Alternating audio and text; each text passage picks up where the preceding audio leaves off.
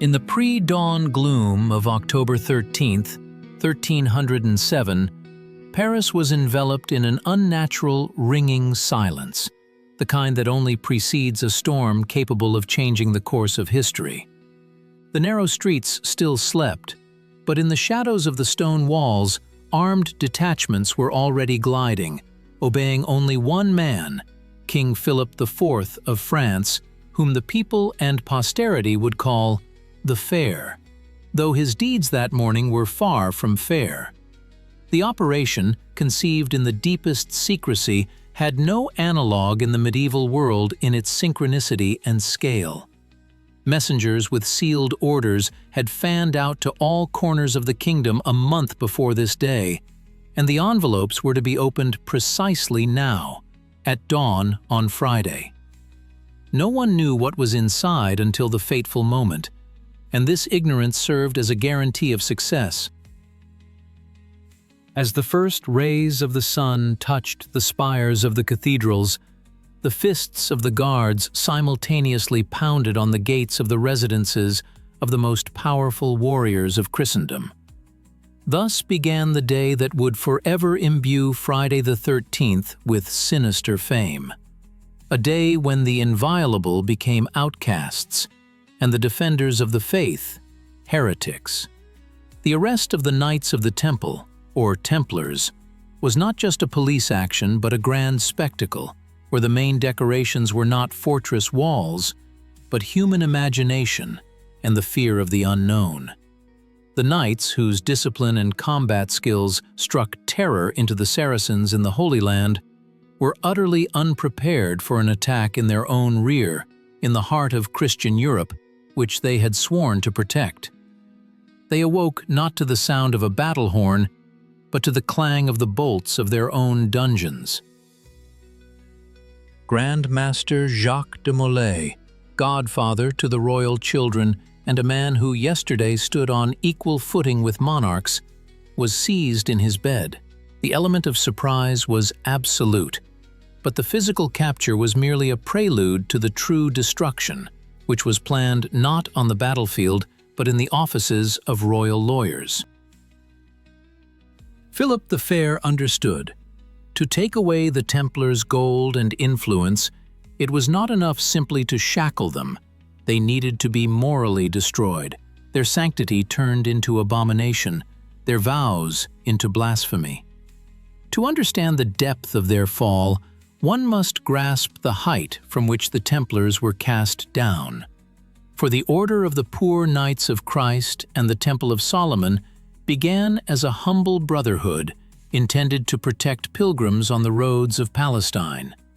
Over 2 centuries, this organization transformed into the first transnational corporation in human history, owning 9,000 estates, its own fleet, and a network of fortresses covering all of Europe and the Middle East. They invented the bank check, allowing a traveler to deposit gold in London and receive its equivalent in Jerusalem without risking robbery en route. And this financial system made them creditors to kings and popes. It was in the Temple, the Order's Parisian residence, that the royal treasury of France was kept, and Philip himself, during popular riots, found refuge within its impregnable walls. But the gratitude of monarchs is an unreliable currency, especially when the monarch is your debtor, and the amount of the debt is such that it is easier to eliminate the creditor than to pay up. The economic power of the order became its vulnerability, but an attack required a pretext that could not be disputed by either the Pope or other European sovereigns. Philip and his loyal advisor, the keeper of the seals Guillaume de Nogaret, a man of cold intellect and absent conscience, developed a strategy based on the most terrible force of the time, the power of word and rumor. They decided to strike not at the treasury, but at the reputation, using accusations against which there was no defense because they appealed to subconscious fears and revulsion. The accusations had to be so monstrous that the mere thought of their possible falsity would seem sacrilegious. And here the dark side of human psychology came into play. The more incredible the lie, the more readily it is believed, if it is seasoned with details pertaining to forbidden topics. The royal lawyers began to weave a web of rumors, denunciations from brothers expelled from the order, and outright fantasies. The main blow was aimed at the order's secrecy. The secret chapter meetings, held at night and under strict guard, were fertile ground for sowing suspicion. What did they do there, behind closed doors, where the uninitiated were not allowed? Popular rumor, skillfully guided by the king's agents, began to whisper of terrible rituals. It was claimed that upon entering the order, a neophyte was forced to renounce Christ, spit on the crucifix, and perform acts contrary to the very nature of human relations. The accusations were markedly corporeal, physiological in nature, calculated to evoke an instinctive revulsion in the deeply religious medieval person. The central element of this information attack was the allegations of unnatural relations between the brothers. The interrogation protocols, which soon began to fill with confessions, featured details capable of shocking even inquisitors accustomed to much. There was talk of so-called indecent kisses, by which brotherhood was allegedly sealed, on the mouth, on the navel, at the base of the spine. This was a brilliant move by de Nogaret to pervert the symbol of chivalric brotherhood and Christian love, turning it into a sign of vice. The Templar rule indeed prescribed sleeping in common dormitories, with lights on, and always wearing underwear, not removing it even in bed, which was intended as a measure against sin. But the accusers turned everything upside down, interpreting it as creating conditions for temptation. The second most powerful image introduced into public consciousness was the mysterious idol Baphomet. In the indictments, he was described differently, sometimes as a severed head with 3 faces, sometimes as a skull, sometimes as the figure of a cat or a man. The knights were accused of worshipping this idol, which allegedly granted them wealth and fertility of lands. Here we see a clash of 2 worlds: the world of mystical Eastern experience, with which the Templars came into contact in Palestine, and the world of dogmatic Western Christianity, which saw the devil's trace in any deviation from the canon. Perhaps the knights did indeed bring certain relics from the East, for example, reliquaries in the shape of a head, popular in Byzantium, but the investigation turned these objects of veneration into demonic idols.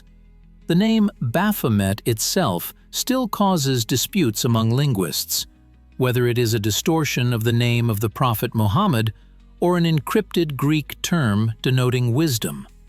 But for the court, this did not matter. The fact itself was important. The defenders of the Holy Sepulchre worship a head, not God.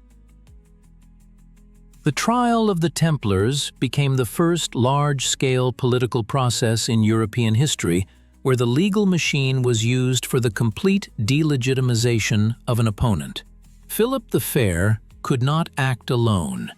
He needed the sanction of the Church, because the Templars were subject only to the Pope. On the throne of St. Peter at that time was Clement V, a Frenchman by birth, a weak, sick man, completely indebted to the French king for his election. The Pope was trapped. He could not believe in the guilt of his beloved order, but he also could not go into open conflict with Philip, who had already demonstrated his strength by effectively destroying the previous pontiff. Clement tried to maneuver, demanding that the case be transferred to ecclesiastical jurisdiction, but the king outmaneuvered him at every step, using the Inquisition of France, formally independent but effectively controlled by the crown. Immediately after the arrests, the interrogation phase began, which became a dark page in the history of jurisprudence. The methods used to extract confessions were brutal and sophisticated, although in official documents they were often hidden behind dry formulations about strict questioning. Knights, accustomed to facing danger on the battlefield, were subjected to trials for which their code of honor had not prepared them.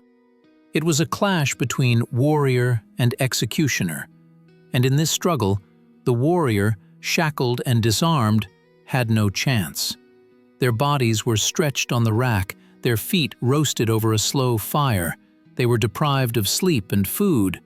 But the most terrible thing was the psychological pressure.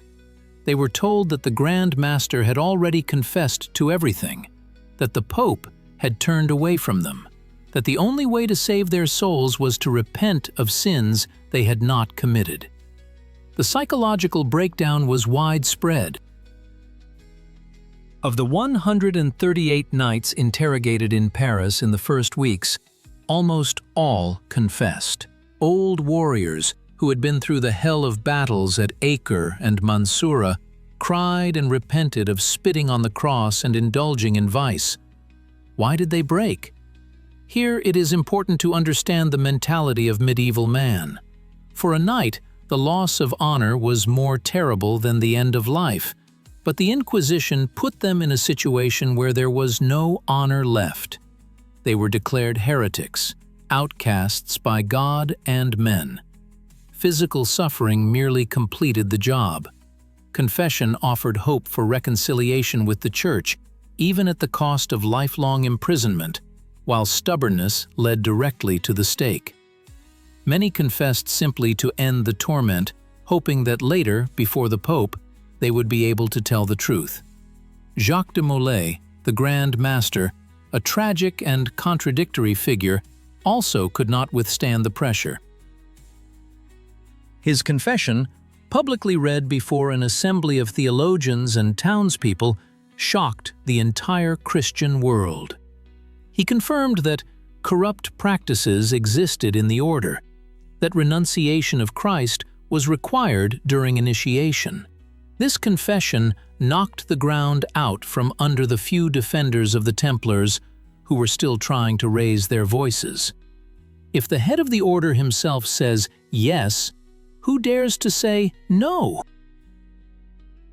However, historians still debate de Molay's motives. Was it senile weakness, the result of physical coercion, or a cunning diplomatic game? Perhaps he hoped that by admitting to minor sins, even if fabricated, he would save the order from complete destruction, giving the king and the pope the opportunity to impose penance and reform the brotherhood. If this was his calculation, it proved fatally flawed. The conflict escalated to a new level, an ideological one. This was a struggle not just for the Templars' money, but for the very structure of power in Europe. Philip the Fair was building a new state, an absolutist monarchy, where the will of the king was the supreme law, not limited by either church privileges or knightly liberties. The Templars, as an extraterritorial organization subservient only to Rome, were a relic of the fading era of feudalism and the Crusades. They were a state within a state, and Philip tolerated no rivals. Accusations of carnal perversions and heresy were a tool of desacralization. The king showed his subjects that even the most sacred institutions could be rotten, and only royal power guaranteed order and purity of faith. This was a prototype of future secular revolutions, when the state subjugated religion. While interrogations were underway in the dungeons, a complex diplomatic game was unfolding in the higher echelons. Pope Clement V, realizing that the situation was spiraling out of control, attempted to seize the initiative. In 1308, he launched his own investigation, sending commissioners to interrogate the order's leaders held in Chinon Castle. And here occurs one of the most unexpected twists in this story, which became known only at the beginning of the 21st century, when the so-called __0_ was discovered in the secret archives of the Vatican. This document overturned historians' understanding. It turns out the Pope secretly interrogated de Molay and other high dignitaries and acquitted them. He cleared them of heresy charges, acknowledging that the described rituals, if they even took place, were no more than bad traditions, a kind of hazing or test of obedience, but not devil worship. The paradox of the situation was that the Pope knew the Templars were innocent of the main charges, but he was too politically weak to announce it openly. Acquitting the order would have meant war with the King of France, who was already accusing the papacy itself of condoning heretics. Clement chose a compromise that became a death sentence for the Templars. He decided to dissolve the order not by trial, de jure, but by administrative decision, for the good of the Church, to avoid tempting the faithful. The order's property was formally transferred to the Hospitallers, but Philip the Fair retained enormous sums to cover _quote, _3_ the Chinon parchment was hidden in the archives, and the truth was buried for 7 centuries. Meanwhile, the process dragged on. Many knights, handed over to ecclesiastical commissions, began to retract their confessions, stating they had been made under torture. This was a dangerous moment for the accusers. According to Inquisition laws, anyone who recanted a confession was considered _quote, _4_ and subject to immediate transfer to secular authorities for burning. Philip delivered a brutal counterblow. In May 1310, 54 Templars, who dared to defend the honor of their order, were burned outside the walls of Paris. This was an act of intimidation, designed to break the will of the others. The sight of black smoke rising above the fields and the smell of burning flesh silenced many who still hoped for justice. The climax of this drama came only 7 years after the arrests, in March 1314. Jacques de Molay and the Prior of Normandy, Geoffroy de Charnay, were led onto a platform before Notre Dame Cathedral for the announcement of the final verdict: life imprisonment. The cardinals were confident in the old men's submission, but at this moment, when all seemed lost, something incredible happened. Jacques de Molay, emaciated by years of imprisonment, suddenly straightened up and, in a loud voice that cut through the crowd's din, declared that he was guilty of only one thing: lying by confessing to false accusations to save his life. He proclaimed the purity and sanctity of the order before God and men. This was an act of suicidal courage. The master understood that he was condemning himself to inevitable death, but at that moment, the man's inner conflict was resolved. Honor proved more important than life. The king's reaction was instantaneous. That same evening, at sunset, a pyre was built on the small Jewish island in the middle of the Seine. Jacques de Molay and de Charnay were tied to stakes. The flames engulfed the dry wood, and the last masters of the Templars met their end. In these final moments, it is worth looking at those gathered around. The crowd filling the banks of the Seine froze. These people had lived side by side with the Templars for years, received alms from them, and kept their money with them. Now they watched as their former protectors were consigned to the flames. The crowd is fickle. The same people who praised heroes yesterday now watched their downfall with greedy curiosity. The propaganda had worked. The people saw not knights in the fire, but monsters. But de Molay's words sowed a seed of doubt. Legend has it that from the fire, de Molay cried out a terrible curse, summoning King Philip and Pope Clement to God's judgment no later than a year hence. Whether these words were actually uttered or attributed to him by rumor post factum is less important than what followed, a mystical coincidence or fate, but both persecutors of the order indeed completed their earthly journey within that same year. Pope Clement died of a tormenting illness just a month later, and Philip the Fair fell from his horse while hunting and died from the consequences of his injury in November. The Capetian dynasty was broken in the direct male line just 14 years after the pyre, plunging France into the chaos of the 100 Years' War. Soon after the execution, whispers began in Paris that the king had destroyed saints. Popular memory began a reverse process, the rehabilitation of the victims. Legends of knightly ghosts, of secret avengers, became a form of popular protest against tyranny.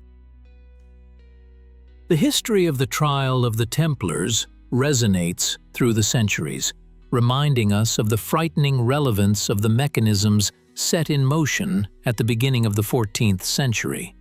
This was the first instance in Western history where the state machine used fabricated charges of immoral conduct to destroy a political opponent and confiscate assets.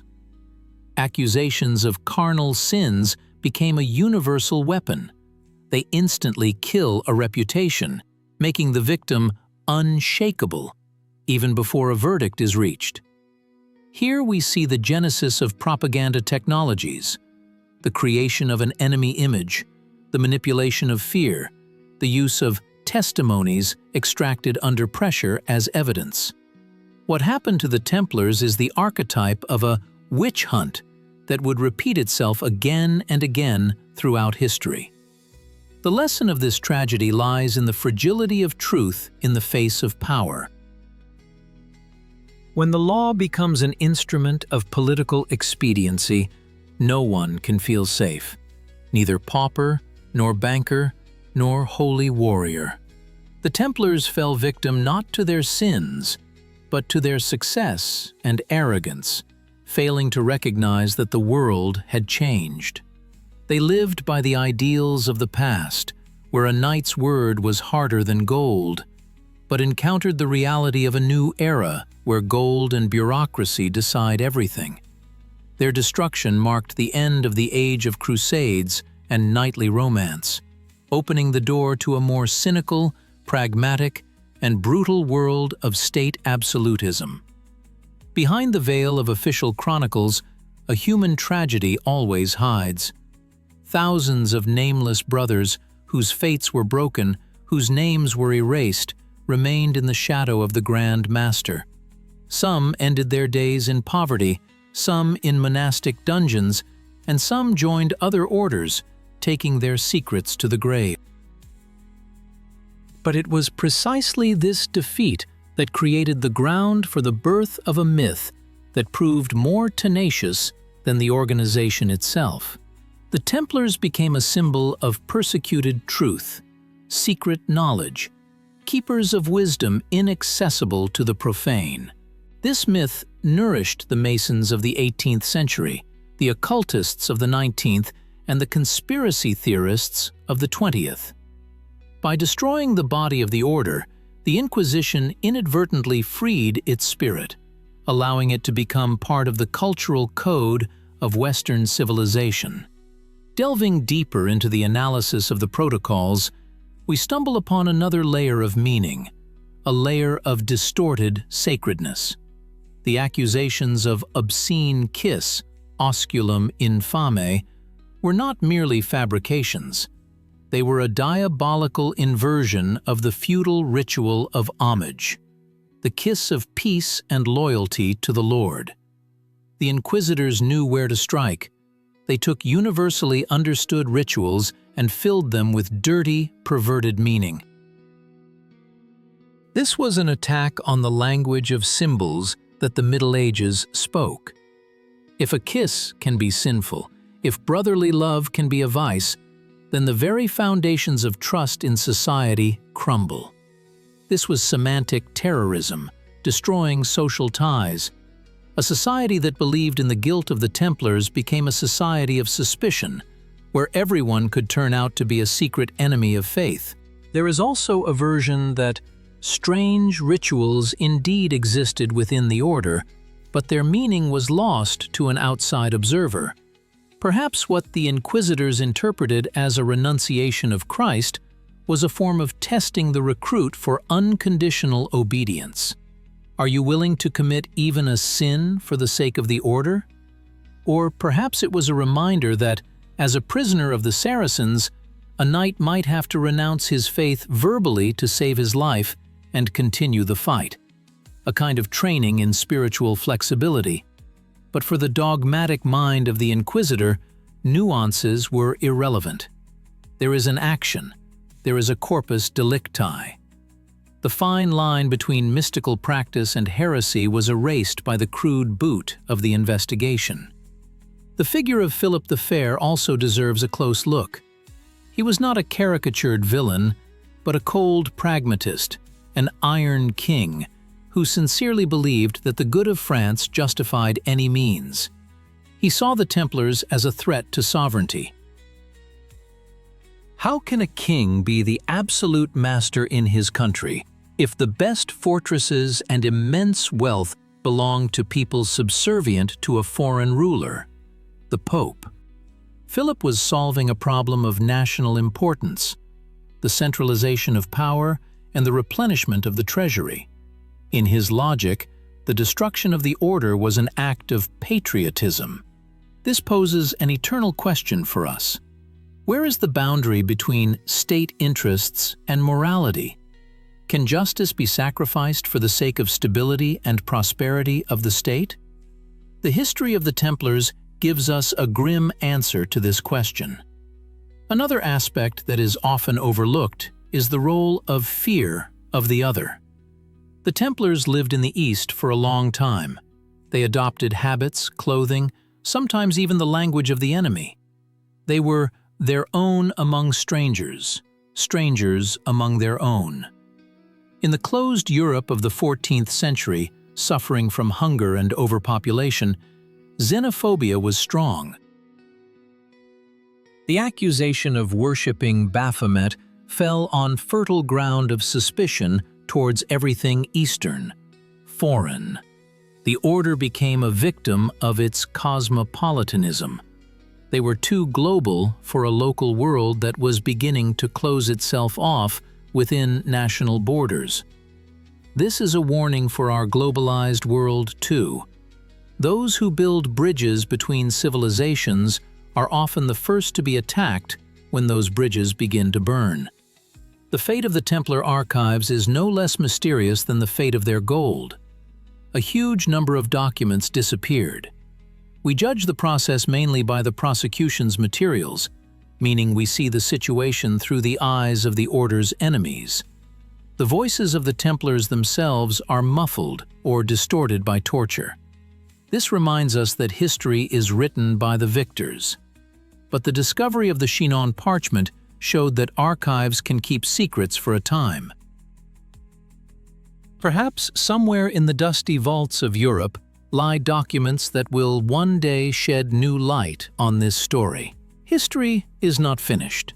It continues to be rewritten with each newly found scroll. The trial of the Templars is an open case in which each generation finds its own meanings. Today, walking along the embankments of Paris, one can see a modest memorial plaque near the Pont Neuf Bridge, marking the place of execution of the last Grand Master. The waters of the Seine still flow past the island, carrying away the ashes of history. But the mystery of the Templars continues to live on. Their treasures were never found, giving rise to endless legends. But perhaps the greatest treasure they took with them was the secret of their steadfastness in their final hour. The process, intended to disgrace them forever, ultimately immortalized their name, surrounding them with the aura of martyrs. The paradox of history. Philip the Fair won the battle for gold, but lost the war for memory. And every time we hear about secret societies, the Holy Grail, or global conspiracies, we involuntarily return to that cold October dawn of 1307, when the knock on the gates of the temple announced that the old world had collapsed, giving way to a new order built on the ruins of destroyed sanctuaries. Thus, Friday the 13th of October, 1307, became a bifurcation point in European history. This was the moment when the medieval ideal of serving a higher purpose was shattered by the pragmatism of the state machine. Accusations of debauchery and heresy served as a battering ram, breaching the impregnable wall of ancient tradition. We look back, through 7 centuries, and see not merely bonfires and torture chambers, but a mirror reflecting the vices and fears of modern humanity: the lust for power, the force of propaganda, the vulnerability of truth, and the eternal search for a scapegoat. The ashes of Jacques de Molay, scattered over the Seine, became the seed from which many flowers of evil and good of subsequent eras grew, reminding us that no great atrocity passes without a trace, and the echo of an unjust trial will resound as long as human memory lives. The cycle has closed, but the questions remain, and the main one is, are we today capable of distinguishing truth from artfully crafted lies? Or are we, like the Parisian crowd of the 14th century, ready to believe in any demon pointed out to us by the jeer of authority?